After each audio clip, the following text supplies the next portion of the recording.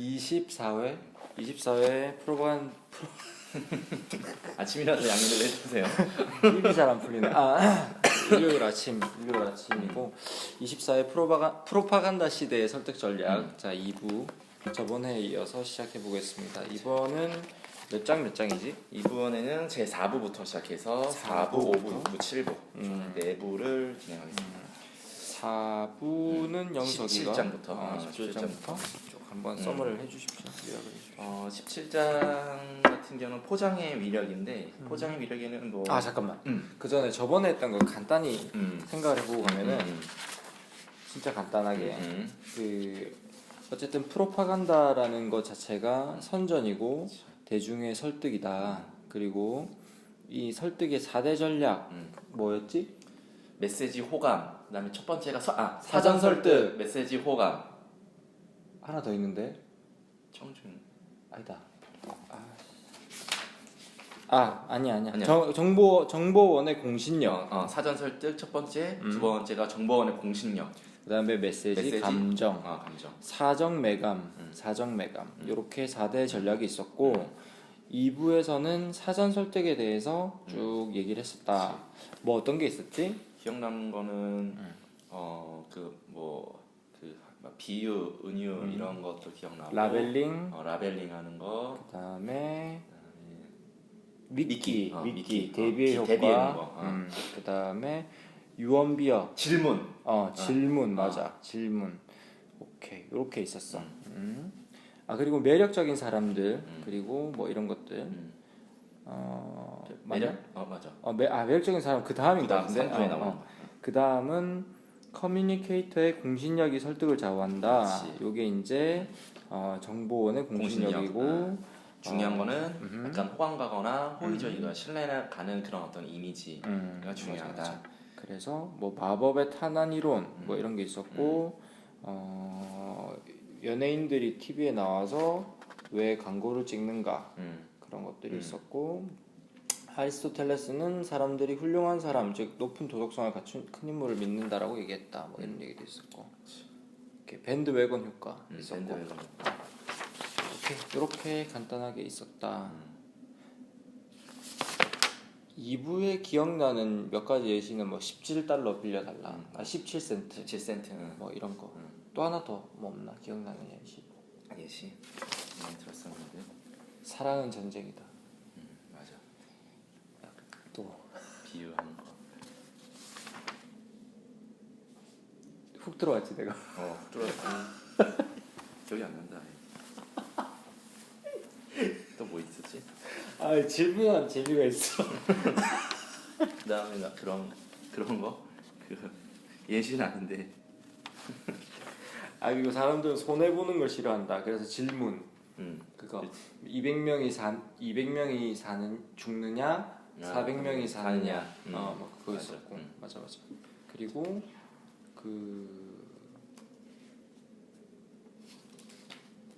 소개팅을 나갔는데 2명 다 별로일 때 중간에 한 명이 들어오면 선택하는 게 달라질 수 있다. 뭐 그런 거. 뭐 하여튼 그 정도 있었어. 자, 이제 4부 그러면 시작해 주십시오. 4부는 메시지를 어떻게 전달하고 구성할 것인지에 대한 것인데 쭉 있어. 뭐 포장의 위력부터 마지막 뭐 이상적인 설득 방법까지 나와 있는데 먼저 포장의 위력을 보게 되면은 여기서는 키포인트는 휴리스틱이었던 것 같아. 휴리스틱이 뭐지? 그러니까 어떤 광고나 선전을 위한 단순한 단서라든지 어떤 규칙, 그러니까 단순한 어떤 그 이름, 브랜드 또는 규칙 이런 거를 딱 통해 가지고 바로 이것이 그 사람한테 하나의 그러니까 효과적인 메시지로 전달이 되는 거. 이것만 딱 봐서 이게 뭘 하는 건지 알겠고 그거에 설득당하는 그게 휴리스틱. 오케이. 그 문제를 풀기 위한 단순한 단서나 규칙 이렇게 난 메모해놨었거든. 그래서 여기서 예시에 나와 있는 휴리스틱은 그거였잖아. 패키지. 그러니까 동네 슈퍼마켓에서 딸내미랑 엄마가 이제 시리얼 사는 걸로 옥신각신 하는데 유기농하고 유기농인지 어린이용품인지 이제 그거의 휴리스틱이 그 포장 패키지다. 그치, 이런 얘기 있었던 거. 그러니까 유기농 딱 보자마자 바로 이게 유기농인지 알고 어린이 제품은 딱 보자마자 어린이 제품인지 아는 거. 그게 바로 휴리스틱이다. 쉽게 말해서. 그래서 또 하나는 뭐 우리가 막 방송이라든지 아니면 회의 때 막 박수를 치잖아. 박수갈채. 그거는 박수갈채 휴리스틱인데 그거는 사회적인 합의다라는 거. 우리 약간 너무 가깝나? 왜? 아니, 괜찮나? 아니 이쪽으로. 그런 게 휴리스틱이다라는 거. 아 그리고 휴리스틱으로 언제 판단이 이루어지는가? 첫 번째 시간이 없을 때, 두 번째 정보가 너무 많아서 충분히 검토할 수 없을 때, 세 번째 이슈가 그다지 중요하지 않다고 생각될 때, 네 번째 결정을 내리는데 이용할 지식이나 정보가 거의 없을 때, 다섯 번째 문제에 직면했을 때 직관적으로 떠오르는 휴리스틱이 있을 경우. 이렇게 맞아. 했었어. 이렇게 나와 있었지. 그래서 이런 조건들이 합리적인 의사결정보다 이제 휴리스틱에 의존하는 거지. 그래서 우리가 이제 다음에 어떤 뭐 설득을 하거나 메시지를 구성해서 줄 때 이런 휴리스틱을 고민해서 그것만 딱 봐서 바로 어떤 걸 얘기해 주는지 그럼 이런 것도 어떤 될 수 메시지를 있겠네. 주는지를 바로. 소개팅에 나갔을 때는 외모가 휴리스틱이 될 수 있겠네. 그럴 수 있지. 자신의 옷이라든지 그런 책대리도 딱 겉표지만 딱 봤을 때 뭐가 얘네가 휴리스틱이 어떤 될 수 있지? 메시지를 주는지 알 수 있는 딱 썸네일이 그럴 수 휴리스틱, 있지. 유튜브에서는 그렇지. 휴리스틱이 될 수도 있겠고. 그럴 수 오케이. 있겠지. 무슨 말씀인지 알겠습니다. 뭐지? 무슨 말? 뭘 왔다 갔다. 이해해줘. 자, 17장 넘어가고 18장 자가 설득이라는 건데 이건 따로 내가 저거 간단해. 한 지금 페이지로는 한뭐 4페이지밖에 안 되는 간단한 건데 이거는 크게 내가 뭐가 없어가지고 출시를 안 했던 것 같아. 자가 혹시 있어? 설득. 자가 설득이라는 건 스스로 자신을 설득하게 하는 것. 자기 스스로 상상하고 생각하여 스스로부터 지지 논리를 찾아가는 과정. 아이러니컬하게도 실제로 사람들은 알지 못하는 사이에 조종하는 사람들의 지시에 따라 일련의 행동을 하도록 유도되는 것이며 유도된 행동은 대개 조종하는 사람이 처음부터 계획한 것이다. 자동차 영업소에서 딜러가 하는 말과 행동, 자동차를 소유해야 하는 이유를 그 자리에서 바로 생각나게 하는데 온통 초점이 맞춰져 있는 것, 이런 것들. 그래서 이 차를 타면 뭐가 좋고 이 차를 타면 뭐가 행복하고 그런 거를 유도하기 위해서 그 자동차를 사러 온 사람들의 개인 정보를 계속 은연중에 무슨 직업이 무엇이죠? 교수님이랑 뭐 하십니까? 그러면 여 뒤에 교수님을 태우기도 충분히 편합니다.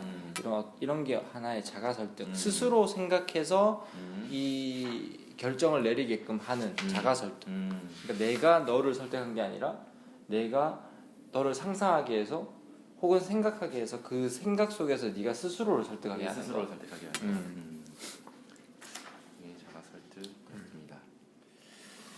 지금 이런 식으로 이게 메시지를 그러면 스스로 생각할 수 있게 메시지를 구성해서 전달을 하는 해서 게 하는 되겠지. 거지. 메시지를 그런 방식으로 전하는 거지. 이렇게.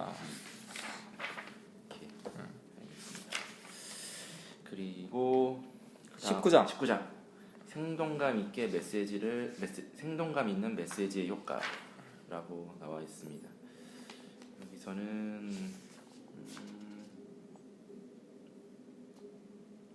여기서 소구라는 단어가 계속 나오잖아. 소구가 뭔지 생동감 있는 소구가 효과를 나타낼까? 내가 소구를 찾아보니까 광고를 통해 소매자 측의 구매욕을 자극시키기 위해 상품이나 서비스의 특성이나 우월성을 호소하는 공감을 구하는 것. 뭐야 이거? 그렇게 적혀 있던데. 아니 광고에서 쓰는 용어인가 봐. 잠깐만. 적어놨는데 좀 읽어보니까 이상하다. 하여튼 소구라는 말이 많이 나오는데 광고에서 쓰는 용어고.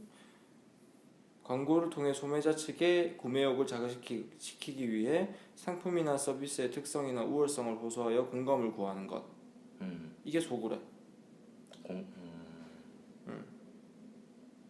익숙하지 않네요. 나도. 어쨌든 광고를 통해 소비자에게 공감을 구하는.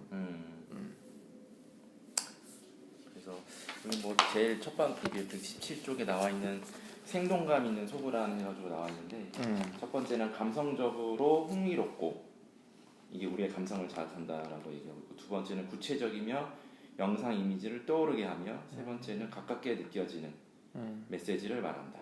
생동감 있는 소굴은 뭐 여기 예시로 나온 거는 불소에 대한 것인데 잘 모르겠어.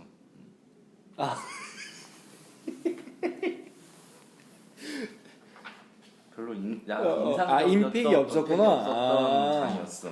근데 이게 보니까 생동감 있는 소고의 효과가 이게 뭐 어쨌든 당연한 말을 적어놔서 그럴 수 있는 것 같아. 이게 생동감 있는 정보는 주의를 끈다. 생동감으로 인해 메시지는 더 구체적이고 개인적인 것으로 느껴지게 된다. 효과적으로 생동감 있게 소구하면 커뮤니케이터가 가장 중요하다고 생각하는 이슈나 주장에 초점을 맞춰 생각하도록 할 수 있다. 메시지 내용이 더 잘 기억된다. 이런 이제 생동감 있는 소구가 뭐고 생동감 있는 소구의 효과가 뭔지 적혀 있는데 그냥 단순하게 얘기를 하기보다는 어떤 그 느낌적인 느낌을 잘 전달을 해야 된다 이런 얘기 아닐까? 근데 이제 생동감 있는 것 자체가 여기서 얘기하기는 긍정적인 그러니까 무조건 긍정적인 결과를 이끌어내는 건 아니다라고 돼 있더라고. 그러니까 너무 생동감이 있음으로 인해서 오히려 부정적인 결과로 이어질 수도 있고, 그러니까 뭐 그거는 적절한 그런 얘기가 적혀 있었어. 속으로 그럼 쉽게 뭐 그냥 편하게 아주 그냥 초등학생한테 설명한다는 용어로는 뭐라고 할 수 있을까? 그냥 뭐 그냥 메시지라고 생각을 하면 되는데 메시지를 좀 생동감 있게 전달한.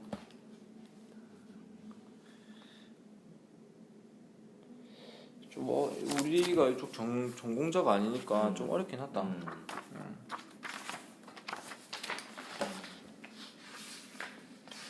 그 정도로 하고 넘어갈까? 더 재밌는 내용들이 많이 있으니까. 오케이. 19장 그렇게 넘어가고 20장은 똑같은 광고를 반복하는 이유에 대해서 나왔는데 결국 이게 여기서 중요한 거는 노출이 많아지면 호의도가 증가한다. 잠깐만. 요거 있다. 요거. 미안. 소구에 이 메시지를 생동감 있게 나는 재밌는 예가 하나 있었어. 기억나는지 모르겠는데 그러니까 이 문 사이의 틈새들을 열 효율을 높이기 위해서 이렇게 마감을 하기 위해서 사람들을 보내서 점검을 하는 얘기가 있잖아. 기억나? 기억 안 나? 그래서 뭐 국가에서 예전에 미국인가? 그래서 그런 거를 국가 지원으로 각 집집마다 찾아가서 요런 부분은 창호 밑에 뭘 덧붙이면 열 효율이 높아집니다. 이런 얘기를 해도 사람들이 안 하는 거야. 그래서 그걸 어떻게 메시지만 바꾸니까 결과가 바뀌었다라는 걸 여기 적어놨는데 이제 요렇게 설명하세요라고 얘기를 한 거야. 그러니까 국가에서 어떤 기관에서 요거 점검하고 요렇게 집주인들한테 설명을 해보세요라고 이제 바꾼 거야. 이제 내가 읽어줄게. 문 주위의 모든 틈새들을 보세요. 별로 대단해 보이지 않겠지만 이 문들의 틈새를 모두 더하면 농구공만한 구멍이 됩니다. 누군가가 당신의 거실벽에 농구공만한 크기의 구멍을 냈다고 상상해 보세요. 그리고 그만한 크기의 구멍으로 얼마나 많은 열이 빠져나가는지를 한번 생각해 보세요. 벽에 구멍을 막아야겠다는 생각이 들겠지요? 안 그렇습니까? 그것이 문풍지가 하는 일입니다. 그리고 천장과 지붕 사이의 공간은 당열재가 부족합니다. 우리 같은 전문가는 그것을 지붕과 천장 사이가 벌거벗었다고 얘기합니다. 말하자면 당신의 집이 겨울에 코트를 입지 않은 정도가 아니라 아무 옷도 입지 않고 있는 것과 같은 것이지요. 당신은 겨울에 당신의 자녀가 아무 옷도 입지 않고 밖으로 나다니지 않게 하는 것입니다. 그렇죠? 당신의 집의 천장과 지붕 사이에도 마찬가지입니다. 결국 그거네. 생동감 있게 눈에 정말 나의 피부에 와닿도록 그치. 그렇게 메시지를 전달하라고 하는 거네. 맞아. 생동감이 있는 소구라는 거고. 그러니까 단순히 미안한데. 아니야. 괜찮아. 단순하게 여기 나와 있는 것처럼 처음에 그냥 당신의 문에 문풍지를 붙이고 뭐 떨어져 있는 공간에 단열재를 좀 더 넣으면 돈을 절약할 수 있습니다라고 단순하게 메시지를 전달하니까 사람들이 많이 안 들었던 거지. 그렇지. 근데 이렇게 뭔가 되게 와닿게라고 해야 되나? 이걸 생동감 있게. 그렇지. 그 말이 맞다. 예, 생동감 있게. 이게 참 어려운 거야 이게. 스스로 이렇게 상상이 돼서 어. 정말 문풍지 이런 피해가 있고 문풍지를 붙여야겠다라고 느낄 수 있는 그런 아주 생동감 넘치고 구체적이고 뭔가 묘사적인 그런 메시지. 그러니까 이게 단순한 설명은 아니잖아. 그렇지. 그러니까 이런 틈이 있으면 여효율이 떨어집니다. 이런 한 문장의 설명이 아닌 거야. 그렇지. 어렵다 진짜. 그런 구멍들을 합치면 농구공만한 구멍이 됩니다. 이거는 진짜 우리의 모든 일상생활에서도 적용을 할 수 있을 것 같은데. 그런 게 예를 드니까 들어오네. 하루에 먹는 뭐 탄수화물들을 합치면 그게 나중에 농구공만한 지방 덩어리가 된다. 그렇지. 맞아. 그런 그런 거. 비유와도 약간 연결되는 것 같아. 어쨌든 생동감 있는. 오케이. 20장은 똑같은 광고를 반복하는 이유에 대해서 나왔는데 말했듯이 계속 반복을 하면 결국은 거기에 대해서 신뢰를 느끼게 되고 호의를 느끼게 돼서 설득이 된다라는 거야. 그래서 뭐 예를 들었던 것이 예전에 했던 히틀러 시대의 게벨스가 얘기했던 것 중에 그의 선전술은 대중은 가장 친숙한 정보를 진실이라고 믿는다라고 해서 그렇게 단순한 메시지나 이미지 그리고 슬로건을 반복해서 세상에 알리고 그렇게 하면 설득이 된다라고 했던 내용이 이 진짜 무서운 말이다 이거. 대중은 가장 친숙한 정보를 진실이라고 믿는다. 그리고 이런 얘기 있어. 친숙성은 어. 그러니까 노출이 많아지면 호의가 생기고 거기에 대한 친숙성이 생기는데 친숙성은 매력과 호의 더 나아가 진실마저도 만들어낸다. 몇 페이지야? 188페이지 여기 너 쳐놨네. 이거 이렇게 두 개요. 맞아. 진짜 무서운 말이야 이게. 와. 이러니까 정치인들이 그 꼴값을 떨면서 계속 언론에 노출되려고 하는 거야. 것 같아. 잊혀지지 않으려고. 그런 것 같아. 야. 사람인지라 그런 것 같아. 이게 그 옛날에 걔 있잖아. 그 변호사인데 하버드 나와가지고 걔 누구지? 여자애? 남자인데 아. 국회의원인데 걔 이름 뭐지? 이준석인가? 이준석이야? 그 말 잘하고 알아. 걔도 토론에 많이 나오고. 어떻게 보면 약간 또라이야. 말하는 거 보면 가치관 보면. 근데 이거 위험한 말 하면 죄송합니다. 죄송합니다. 저는 그냥 죄송합니다. 그분 아닌 것 같아. 그분 아닌 것 같아. 그분 아닌 것 같아. 나 서민이야. 하여튼 뭐 예를 들어 그런 분이 있으면 이렇게 내 친구 중에 그런 사람이 있었던 것 같아. 굉장히 똑똑한데 맞아. 무섭네. 하여튼 약간 이해가 되네. 그렇게 자신을 계속 노출을 시켜야만 어쨌든 호의도가 나는 비호감 아닌가 이 생각을 했어. 저렇게 할 거면 왜 하지? 이런 생각했는데 그런 것마저도 하나의 호감으로. 그러니까 우리가 일상생활 하면서 내가 누군가 나의 어떤 의견을 관철시키거나 반대에 부딪혔을 때 그것을 극복하는 방법 중에 하나가 그럼에도 불구하고 자주 그 얘기를 계속하고 나의 메시지를 계속 지속적으로 그 사람한테 알려가는 거. 그 사람이 계속 거부하더라도. 그러면 그거네. 이게 예를 들어 회사를 다녀. 내가 상사가 꼴보기가 싫어. 그래도 그 사람이랑 잘 지내려면 계속 그 사람 눈에 띄어야 되네. 그치. 계속 눈에 띄고 노출을 시켜야 돼. 피하면 안 되네. 그렇지. 그래서 어려움에 직면했을 때 부딪히자는 게 그런 거 같아. 그러니까 어떻게 살아온 거야? 친숙할 수 있는 이렇게 생각하면 쉽겠다. 친숙할 수 있는 방법은 노출 빈도를 높이는 거야. 그렇지. 그러니까 친숙이라는 게 편하단 말일 수 있잖아. 그럼 우리가 지금 맨날 매주 보기 때문에 점점 친숙해지고 있는 것처럼. 비록 친숙하지 않은 관계일지. 아니랄지라도. 무섭다. 무섭지. 이게 되게 진실마저도 만들어내고. 와, 이거 그러면 마음속에 우러나오지 않아도 계속 노출을 시키는 거야. 그렇지. 무서워라. 계속 반복하다 보면 그런가? 그런가? 괜찮은데? 괜찮은데? 나빴던 생각들이 점점 없어지면서 이렇게까지 얘기하면 괜찮은가? 이렇게 하면서 이제 이 조직 생활이나 사회생활 때 되게 적용이 그런 것 되겠다. 같아. 어떤 매체를 통해서도 그렇지만. 그렇지. 그러니까 단순한 메시지나 슬로건 이런 것들을 계속 반복하면서 나의 어떤 의견을 관철시켜가는. 요 장은 좀 임팩이 있네. 요 장이 20장이. 자, 이 정도로 간단하게 넘어가고 혹시 더 적은 거 있어? 마모 효과 기억나? 마모 효과. 요 20장에 보면은 그래서 대중은 가장 친숙한 정보를 진실이라고 믿는다. 요구를 시작해서 프로파간다는 항상 기본적으로 단순하고 반복되어야 한다. 그러니까 복잡하면 안 된다는 거지. 그래서 근데 여기서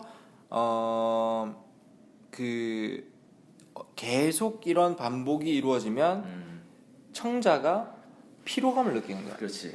그래서 소비자들은 반복되는 노출에 지루하고 짜증나기 때문에 광고가 효과를 잃게 되는 현상을 마모 효과라고 그렇지. 하는데 이게 약간 조금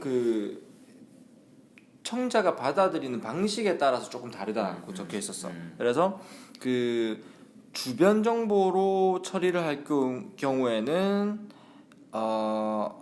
변화를 약간 줘서 반복적으로 주는 게 효과가 있고 중심 정보로 할 때는 맞나? 이거 맞나? 주변 정보, 중심 정보로 그렇게 나와서. 나와 있었는데.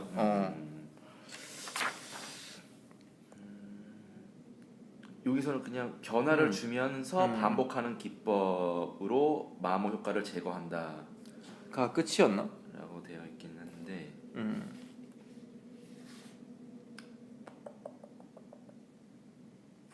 하여튼 뭐 그런 내용들이 있어. 마모 효과라는 것이 마모 효과가 있다. 단순히 그냥 어떤 반복해서는 그 효과가 떨어진다, 관심을 잃게 되고 효과가 떨어진다는 거지.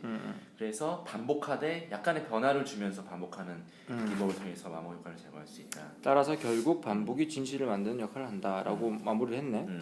하여튼 그런 내용이 있었는데 오케이 패스. 그렇고 다음으로 가면 별로 말할 것이 없으면 차라리 주의를 분산시켜라. 난 이거 진짜 좀 와닿았어. 그러니까 할 말이 없으면 주의를 분산시켜라라고 하는 것인데 이게 그러니까 메시지에 뭔가 힘이 없고 뭔가 잘 설득이 안 될 것 같으면 주변으로 뭔가 이렇게 상황을 이렇게 뭐랄까 분산시켜라라는 내용인데 예를 들면은 뭐 노래로 광고하는 그러니까 어떻게 우리가 흔히 아는 광고에서 껌 노래라든지 되게 친숙한 노래가 후레쉬 뭐 이런 거? 그런 것들이 바로 여기에 속한다고 맞아. 옛날에 얘기하더라고. 코카콜라 광고에서도 뭐 노래 나온 거 여기 예로 들어놨었어. 그러니까 예를 들면은 껌 되게 종류가 많잖아. 린스 종류가 되게 많잖아. 근데 거기서 뭔가 더 설득을 하려면 단순히 어떤 그런 린스라는 제품, 껌이라는 제품의 특성에 포커스를 맞추는 것이 아니라 주변 환경, 여러분 그냥 굉장히 친숙한 노래로 이렇게 부르게 한다든지 그런 식으로. 맞아. 이렇게 채널 돌리다가 지루한데 그냥 좋은 노래가 나오면 그 채널을 멈추듯이. 그렇지. 약간 그런 효과도 있다 그랬어. 그렇지. 그런 것을 얘기하고 있고. 아까 그때 우리 처음에 얘기했지만 시간 압축법 120% 속도로 빠르게 돌리면서 주의를 분산시키는. 맞아. 그래서 관심을 끌게 하는 효과도 여기에 장에서 소개가 되고 있었지. 논거가 강한 메시지의 설득 효과는 오히려 감소시켜지는 경향이 있다. 196쪽. 주의 분산이 논거가 약한 메시지 설득 효과 증가시킨다. 논거가 강한 메시지 설득 효과는 오히려. 이건 그거네. 이게 이제 주의 분산을 하는 경우는 논거가 약한 메시지의 설득 그렇지. 효과가 있고 논거가 강한 메시지의 경우에는 주의 분산을 안 하는 게 낫다. 이런 거지. 오케이. 그래서 내가 설득하는 게 뭔가 임팩트가 없고 그거에 대한 효과가 확실하지 않은 상황에서는 맞아. 이런 주의를 분산시키는 그런 설득 효과로 필요하다라는 거고. 근데 난 여기서 딱 이런 생각이 좀 들었어. 예를 들어 우리 일상생활에서도 그러니까 우리가 누군가와 대화를 할 때 혹은 조금 뻘쭘할 때 이럴 때 있잖아. 아니면은 뭐 내가 할 말이 없을 때 오히려 그럴 때 분위기를 환기시키기 위해서 노래를 한다거나 아니면은 뭐 그러니까 그런 생각이 약간 들었어요. 그러니까 단순히 대중매체에만 이게 적용되는 건 아니고 그냥 사람들의 관계 속에도 할 말이 없으면 차라리 노래를 하라 이런 느낌으로 난 조금 받아들였어. 그러면은 이 사람에 대한 어떤 어색함이라든가 부담감이 확 줄어들면서 편안함으로 변화될 수 있다. 좀 비슷한 예로서 내가 이 사람을 만나서 뭔가 내 제품을 팔거나 내 어떤 뭔가 설득하고 싶은 것이 있는데 농구가 약해. 그랬을 때는 그 얘기를 집중적으로 하는 것이 아니라 그렇지 맞아. 그 사람의 맞아. 주변에 사무실에 갔더니 저거 뭐 취미가 뭔가 그렇지. 봐요. 식사는 했어요. 밥 보면서 맞아. 그래서 굉장히 호감 가는 그런 어떤 얘기들로 하면 그리고 나중에 살짝 나의 이야기를 던지면 그 사람이 굉장히 거기에 설득되는 맞아. 그런 거 같아. 이게 되게 우리가 일상생활에서 흔히 이제 그 세일즈맨들이 우리에게 쓰는 수법들. 그렇지. 맞아. 맞아. 주변 이야기를 많이 하면서 맨 마지막에 나는 이게 그 결국에는 맨 마지막에 이게 나와. 결국에는 생각 없이 생겨나는 프로파간다는 더 많아지는 반면에 사려 깊은 설득은 줄어들게 된다라고. 점점 그 자신의 어떤 메시지에 포커스를 둬서 거기에 논거를 붙이고 그거를 좀 더 강력한 메시지로 하는 것이 아니라 사람들은 그냥 이런 단순한 주변 효과, 주변을 분산시키면서 사람들을 설득하는 그러다 보니까 그런 어떤 사려 깊은 좀 의미 있는 설득은 줄어들게 되고 단순한 프로파간다가 많아지게 되는 기술적인 접근을 하는 사람들이 많아진다 이런 거네. 그렇지. 광고들이 거의 다 그렇잖아. 그 제품의 어떤 효과라든지 성능에 포커스를 두기보다 많이 팔기 위해서 그냥 어떤 주변 효과, 수익을 창출하기 위한 목적 달성을 위해서. 그렇지. 이 어떤 세계의 더 나은 발전을 위해서가 아니라.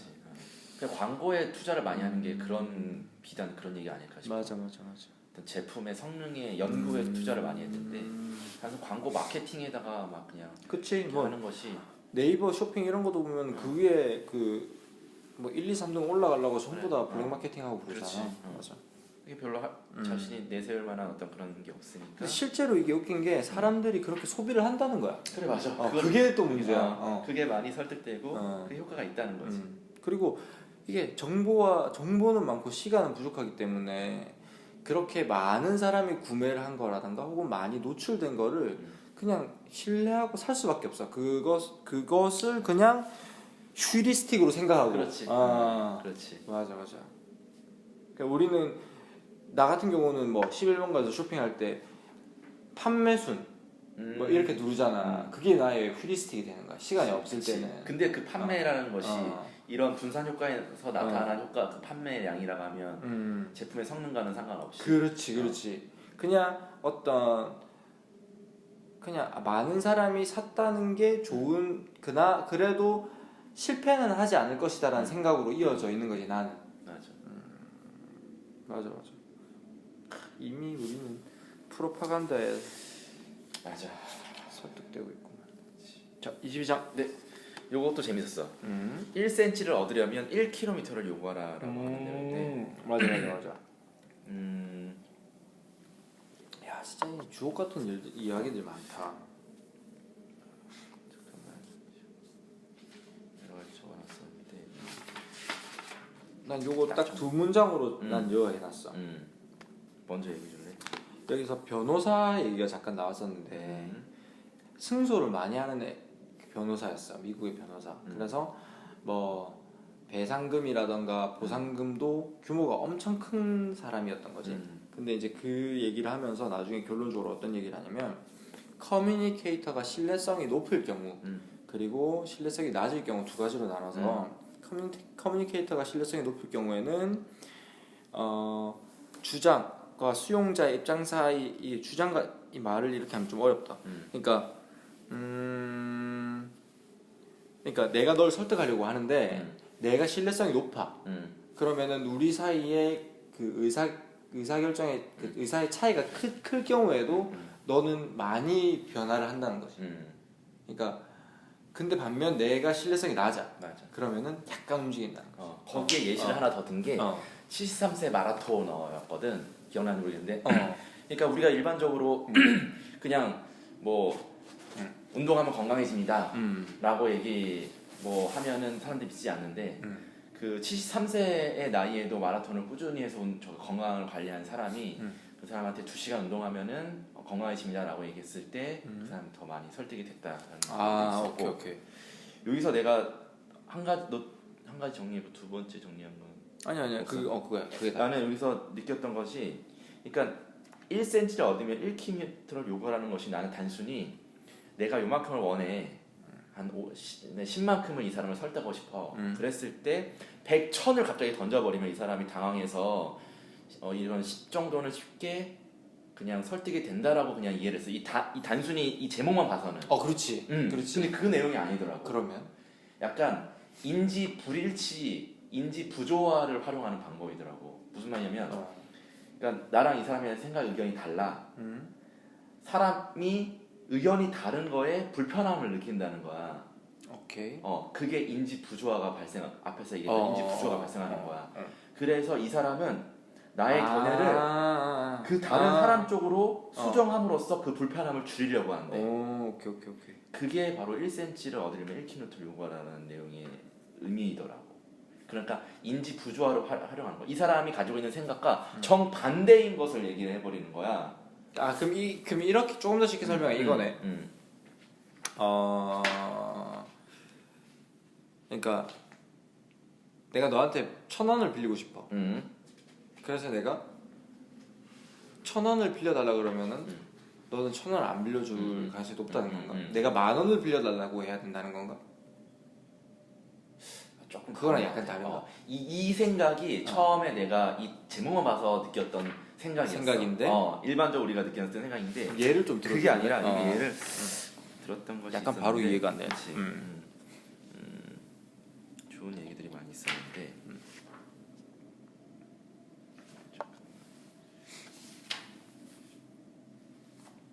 적었던 건 왜 그 마라톤만 적어놨지? 인지 부조화다. 인지 부조화. 얘 하나 딱 들었어. 그러니까 이런 거 아니야? 그러니까 내가 커뮤니케이터야. 그리고 너는 수용자. 지금 예를 들자면 네. 내가 너를 설득을 하고 싶어. 근데 내가 설득을 하는 그 주된 요인이 너와 나의 차이에 의한 너의 불편함이라는 그렇지, 거잖아. 맞아. 그러니까 그런데 그 불편함을 더 많이 느끼게 하기 위해서 더 많이 요구하라는 거 아니야? 그렇지, 맞아. 그지? 맞아. 내가 원하는 건 실제로 100원일지라도 더 1,000원을 요구해라. 그렇지. 이거잖아. 맞아. 근데 내가 신뢰가 있는 사람이면 그 더 성공 확률이 높은 높은 거고 거지, 맞아. 내가 신뢰가 없는 사람이면 성공 확률이 더 떨어진다는 거지. 그렇게 했을 때. 그렇지. 이게 이제 요인 것 같은데. 그렇지. 그러니까 네가 포커스를 맞춘 거는 그러니까 수용자가 의사를 바꾸는 원인이 인지 부조하다라는 거지. 그렇지. 오케이. 단지 내가 더 많이 푸시했다라는 게 그게 아니라 나랑 나의 불편함, 그러니까 너의 불편함이 너의 의사를 바꾸는 동인이다. 그렇지. 그 말인 거지. 맞아. 오케이. 이해됐어. 맞아. 이해됐어. 근데 그냥 표면적으로는 똑같네. 그러니까 그렇지. 표면은 똑같은데 네가 내 마음이 바뀐 이유가 다른 그런 거네. 인지 부조화에 의해서 발생하게 된다. 그럼 예를 들어 트럼프와 김정은이 지금 밀고 당기기로 하고 있어. 걔네들은 약간 이거랑은 좀 접목이 안 되나? 트럼프는 완벽한 일시적인 비핵화를 요구하고 있고 김정은은 단계적인 비핵화를 얘기하고 있어. 그렇지. 경제 제재를 먼저 하고 서로 그렇지. 입장이 다르잖아. 그렇지. 그럼 여기서는 트럼프가 지금 1kg를 요구하고 있다라고 볼 수 있는 그렇지. 거네. 김정은이 생각한 거 그 이상으로 뭔가 그 불편함을 만들게 하는 거지. 김정은이 오케이. 생각하는 그 방향에. 하지만 김정은은 근데 그거를 받아들이지 않는다. 왜냐면은 트럼프를 믿지 않기 그렇지. 때문이니까. 신뢰가 형성되지 않기 때문에. 그렇지. 오케이. 재밌네. 그런 얘기. 자, 그리고 23장.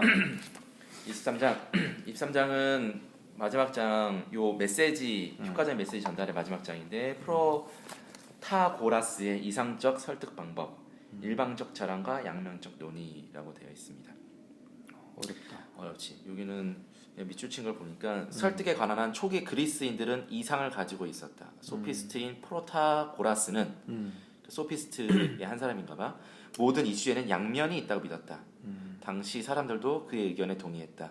관련 당사자들 모두 어떤 이슈에 대해 양면을 알게 될 때 설득이 가장 잘 이루어진다고 생각했다. 다시 말해서 하나의 주장을 반대 주장과 함께 제시함으로써 쟁점이 명확해지면서 선택 가능한 행동들이 각각 어떤 장단점을 갖고 있는지 드러나게 된다. 우리가 생각하는 합리적인 설득이네. 그렇지, 맞아. 그래서 장점뿐만 아니라 그 반대되는 주장까지도 함께 제시함으로써 설득의 효과를 갖고 온다라고 하고 있어. 근데 근데 요즘 매스미디어나 프로파간다 같은 경우는 이런 고라스의 이상과는 좀 상당한 거리가 있지. 그냥 일방적으로 자랑을 하게 되는 그런. 그리스인들의 이상이네, 이상. 그렇지. 현대 광고에서는 아주 제한된 범위에서 실현되고 있는데 보통 업계의 2인자들이 이걸 많이 쓴다 그러네. 그러니까 뭐 펩시라던가 그다음에 뭐 타이레놀 아스피린, 그다음에 렌터카의 아비스 허츠. 그러니까 2인자들은 1인자에 비해 어떤 장점이 있다라는 걸 보여주는 게 효과가 있는 거고, 그렇지. 1인자들은 그렇게 할 필요가 없는 거고. 그렇지. 근데 여기서 조금 주목해야 될 것은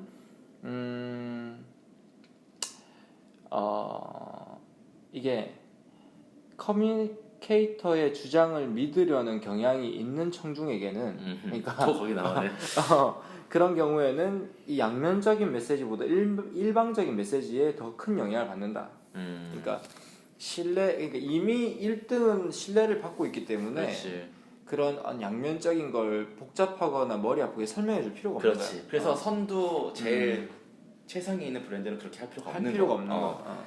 그런 비교 관계를 하지 할 필요가 없고 맞아. 대신에 1위, 3위에 있는 사람들은 저 사람들의 장점을 얘기해주면서 그걸 반박함으로써 맞아. 자신들을 드러내는 거지. 거기에 이제 효과적으로 나타나는 거야. 그래서 이런 거 보면 이런 거야. 정치권에서 다 그대로 이용되는 게 뭐냐면 여론조사 1등과 2등이 나오면 2등은 1등을 계속 간단 말이야. 근데 1등은 절대 안 그래. 우리 토론에서도 마찬가지야. 맞아. 대선 주자. 대선 주자 1위는 1등 다 까는데 1등은 그냥 웃고 있어. 그렇지. 1등에서 주장하는 것들을 다 까잖아. 맞아. 진짜 그대로 다 적용이 되고 있구나. 그래서 1등은 그냥 대중이 듣고 싶어하는 얘기를 계속 해주고 온화한 이미지, 친숙한 이미지를 유지하고. 그렇지. 그래서 그렇대. 이런 양면적인 메시지를 던지는 2등들이 던지는 이들이 커뮤니케이터들의 주장을 믿으려고 하는 경향이 있는 청중은 일방적인 메시지보다는 양면적인 메시지에 더 큰 영향을 받는다는 거야. 잘 이해 안 되는데?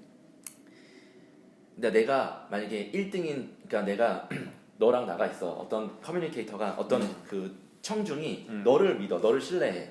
이럴 때 이 사람을 설득하는 방법은 일방적인 메시지. 나는 나라는 사람은 이런 게 장점이 얘기하는 것보다 양면적인 메시지를 전달하는 게 좋다는 거지. 이 사람의 메시지를 반박하고 이 사람은 이런 얘기를 했는데 이런 장점이 있는데 사실 그것보다 그런 별로 안 좋고 나의 장점이 더 효과적이다 이렇게 얘기하면서 이 사람을 설득해야 된다는 거. 청중.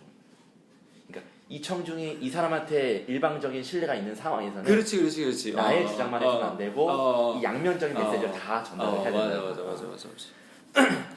상황 판단을 해야 된다는 거네. 그렇지. 이 청중이 지금 어떤 상태인지. 그래서 일방적으로 나의 메시지를 전달해도 되는지 아니면 얘가 나를 더 믿는지 쟤를 더 믿는지를 그렇지. 봐야 되는 거네. 회사 안에서도 회의를 하거나 그럴 때도 그 분위기를 딱 봐야 되네. 역학관계를 보고서 헐. 나의 지식을 이 사람한테 다 그냥 쏟아내면 되는 건지 헐. 이게 이래서 좋아 하는 되는 건지 아니면 이 사람이 믿고 있는 다른 사람의 제품이나 다른 사람을 까면서 대박이야 되는 건지가 중요한 거야. 테이블에 앉아 있어.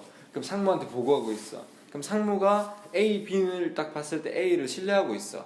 그러면 A가 한 얘기는 막 지지를 해주다가 그렇지. B가 얘기했어. 그 B를 막 이런 상황도 있을 수 있는 거고. 그런 상황에서 너가 혹시 내가 이 A에 반하는 얘기를 하려면 정말 요점 정리를 싹 해가지고 맞아. A안 B안이 있고 이래서 저래서 저렇습니다. 이렇게 그렇지. 얘기해야 되는구나.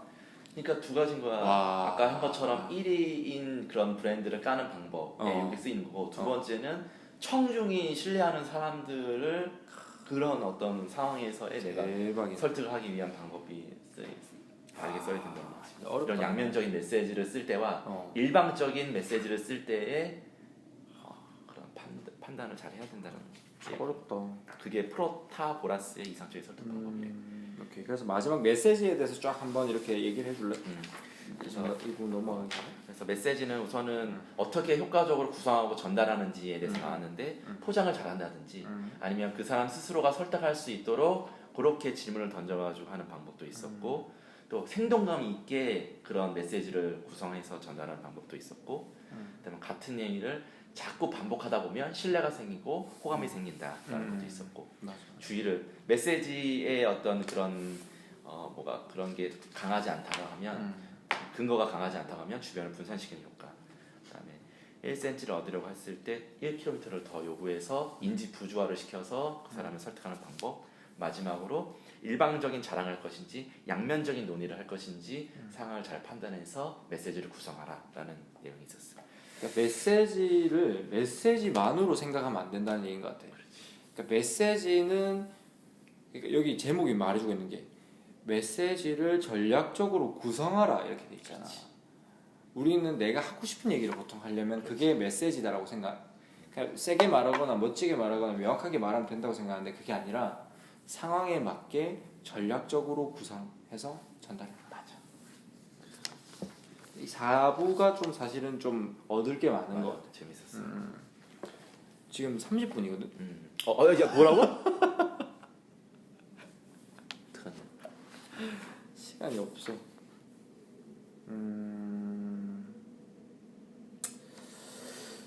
어떡하지? 다른 거 뒤에 6부, 7부는 못 하더라도 5부까지는 그래도 이게 설득의 전략에 있는 것인데 여기는 마지막. 내가 딱 마지막 하이라이트 설득의 해놓은 전략. 거 그냥 이렇게 하나하나 하지 말고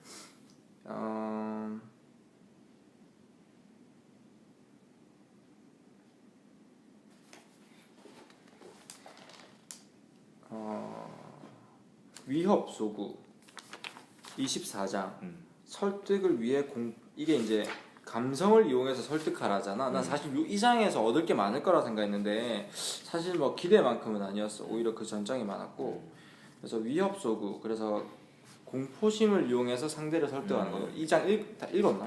다 못 읽었어. 그래서 위협 소구는 아래와 같은 조건일 때 효과적이다. 첫 번째, 사람들에게 강한 공포를 느끼게 할 때. 두 번째는 공포 유발 위협을 극복할 수 있는 구체적인 제안을 할 때. 세 번째, 제안을 받은 행동이 위협을 감소시키는 데 효과적인 것으로 지각될 때. 그리고 네 번째, 메시지 수용자들이 제안받은 행동을 실행할 수 있다고 믿을 때. 그러니까 공포감을 줘서 움직이게 할 때는 구체적인 대안, 결과, 어떤 방식을 줘야 된다라는 얘기가 여기에서 핵심이었던 것 같아요. 그리고 25장, 25장 그랜펠룬 테크닉. 뭐 그랜펠룬은 최소 집단 패러다임, 뭐 이런 식으로 최소 집단 패러다임이다라고 적어놨나 내가?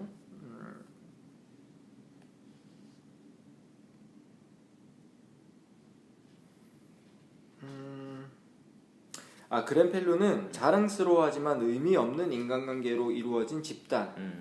그러니까 우리가 이 회사에서 그 학벌로 묻고 뭐 출신으로 묻고 이런 게 다 그랜펠룩인 것 같아.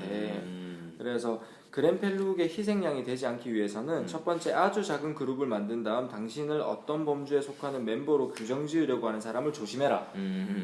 두 번째 항상 목표를 염두에 두어라. 자아 이미지를 유지하려 하기보다는 당신의 자부심을 하나의 목표의 성취와 연결 지으려 노력해라. 세 번째, 당신의 자부심에 모든 달걀을 한 바구니 즉 한 그룹 펠린에 담지 마라. 이거는 좀 의미가 있었어.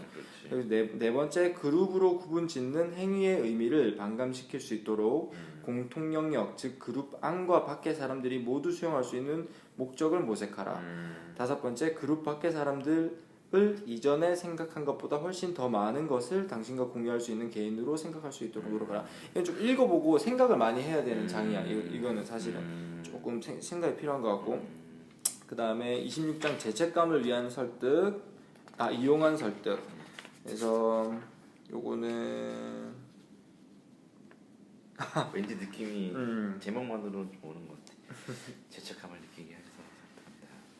여기는 그 하나 예를 알려주면 어떤 여자 13살짜리 엘리자베스 브린턴이라는 여자 꼬마가 걸스카우트 쿠키 판매 행사 때 엄청 많은 쿠키를 팔았대. 그래서 어떻게 그렇게 팔았냐 그러니까 사람들 눈을 보고 그 사람들이 죄책감을 느끼게 했어요. 이런 얘기가 있었어. 그래서 그 사람이 어떤 길티하다는 느낌이 들면은 그러니까 예상하지 못했던 혹은 예상하지 못했던 행동을 하거나 나의 협조적인 행동을 얻을 수 있게 한다는 거죠. 그리고 시간이 없으니까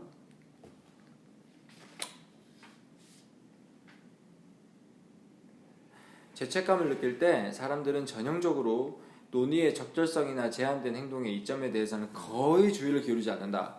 사고와 행동은 온통 죄책감을 없애는 방향으로 모든 것이 이제 모인다. 맞아. 사람은. 그러니까 이게 딱 죄책감을 느끼는 순간 논리적인 판단을 안 하는 거야. 그걸 빨리 없애야 내가 죄책감을 없애는 데에만 포커스를 맞춘 거지. 그 결과 행동이 조정당하게 된다. 그래서 그나마 이것은 잘된 경우다. 최악의 경우는 장기적으로 우리의 자존심이 손상을 입고 심지어는 우리 자유마저 박탈당하게 된다. 감정이 소하는 거네. 맞아. 진짜 이 시간이 부족하네. 그 다음에 27장 호의 법칙. 이 호의 법칙이 그 크리스나 교라는 게 있대. 그래서 그게 이제 번창하게 된 이유 중에 하나가 그게 엄청 뭐 사이비인지 모르겠는데 어쨌든 그 잡지를 팔아서 그 교회 운영 수입을 창출하는데 그 잡지를 팔기 전에 그 잡지를 팔려고 정한 타겟한테 꽃 한 송이를 준대. 잡지 파는지 모르는 상태에서 넌 꽃을 받는 거야. 그냥 덤으로 받는 거네. 꽃을 주고 이것은 우리의 선물입니다. 그냥 아무 의미 없는 선물입니다. 그렇게 얘기한 다음에 잡지를 팔면 더 잘 팔리는 경우가 많다. 그러니까 이것이 정말 잘 사는 것인가? 라는 생각을 하지 않고 이 신세를 어떻게 갚지? 라는 생각이 들게 하는 거지. 맞아. 일상생활에서 참 많지. 그다음에 약속을 지키려는 마음을 이용하라. 위선자라는 생각이 들도록 하라. 희소성의 심리학, 한정 판매의 마력. 이런 뒤에 것들이 쭉 있는데 어쨌든 요거는 조금 다 지금 얘기를 하기가 조금 어려울 수 있겠다. 문전 걸치기 테크닉. 요거는 28장에 약속을 지키려는 마음. 여기 약간 나온 예인데 안전 운전 표지판을 이제 허름한 안전 운전 표지판을 이제 동네에 설치를 하나씩 하면은 자기 집 앞에 안전 운전 표지판이 생기면 싫어한대 사람들이. 왜냐면 그러니까 그게 막 깔끔하고 멋있으면 상관없는데 이제 보기 안 좋으면. 근데 그걸 설치하기 전에 안전 운전을 지지한다라는 어떤 청원서에 서명을 하게 하는 거야. 마을에서. 그러면 그건 사람들이 거의 다 서명을 하거든. 그치. 그걸 한 다음에 그 팻말을 설치하면 사람들이 거의 반대를 안 한다. 자기가 한 약속이니까. 그런 얘기가 있었어. 요렇게 일단은 간단하게 마무리를 하고, 프로파간다는 진짜 이때까지 읽었던 책들 중에 참 그 중에 손에 꼽을 만큼 많은 내용이 있는 것 같아요. 그래서 조금 가독성이 떨어져서 읽기 어려운 책이긴 하지만 활용할 부분이 많은 것 같으니까 왜 두 번, 세 번 읽으라고 하는지 그렇게 추천했는지 알 것 같습니다. 같아.